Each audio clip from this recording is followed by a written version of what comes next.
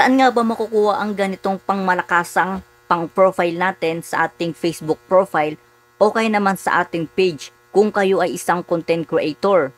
Pero kahit hindi content creator ay pwede gamitin ito basta kaya ninyong gawin. Kaya paano nga ba ito? Magandang tapusin mo ang video ito ng iyong malaman. By the way, gusto mo ba ng 100 pesos load? Kung gusto mo, tapusin mo ang video ito. At kapag nagustuhan ko ang iyong comment, ay may chance kang mapili. At kapag napili kita, ay papasahan kita ng 100 pesos load.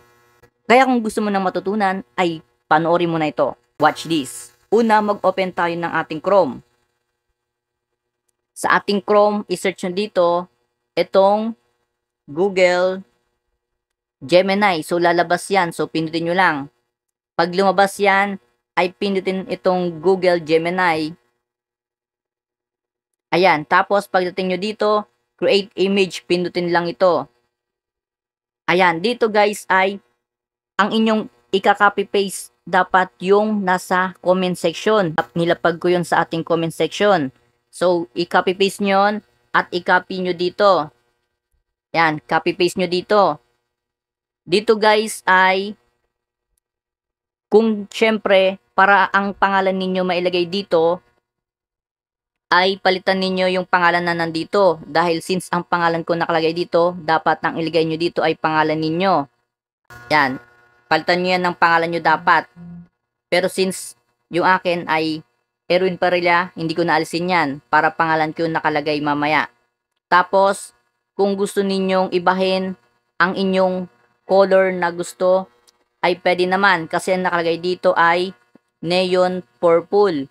Ngayon kung gusto nyo ibahin ng color, so pwede nyo yan palitan.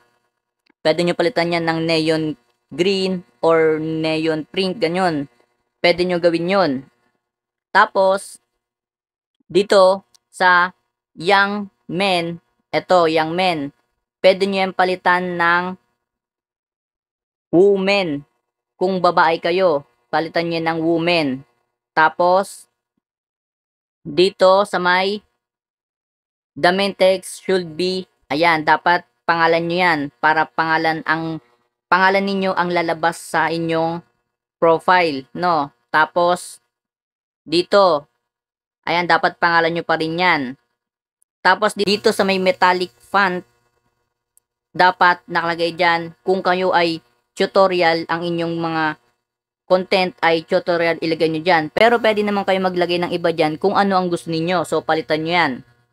Mahalaga ang pagpapalit dito para masunod ang gusto ninyo. Ay naman ang gusto ninyo. Masunod ang gusto ninyo. Char lang. Ayan. So, yan. Dapat itong mga gusto ninyong palitan ay pwede ninyong palitan. So, ilagay nyo yung gusto ninyo. Tapos, kapag okay na, ay pindutin naman itong plus sign. Ayan. Mapupunta kayo dito sa may tools na ito. So, pindutin nyo itong gallery. So, dito ay pwede na kayo ditong pumili ng inyong picture. No? Halimbawa sa akin ay ito. Ito pa rin yung picture ko. Yan. Done natin. Pag andyan na yan, so send natin. Yan. Habang hinihintay natin, ayan. Ito yung ating picture. Tapos, ito yung mga binago natin. Ito yung prompt. So, saan makita ang ating prompt? Nasa comment section. Yung iba ay nagtatanong bakit iba daw yung pangalan na nakalagay sa kanilang na-generate na picture. Kasi hindi nyo pinalitan yung mga nakalagay dyan. Kaya, ayun talaga ang susundin ng AI. So, ito na, lumabas na yung akin. O, see? Ito na guys ang na-generate. Erwin Parilla tutorial. Ayan, 'di ba? Ang ganda. Ganun lang guys magkaroon ng napakagandang profile sa ating profile Facebook o kay sa ating page. Ngayon, para i-save to, pindutin lang ito para mag-highlight and then lalabas na kagad itong share, copy, and save. Syempre, para may save yan, pindutin nyo ang save. Ayan, save natin. O, ayan, downloading full size. So, image downloaded. So, na-download na yan, nasa atin ng gallery yan.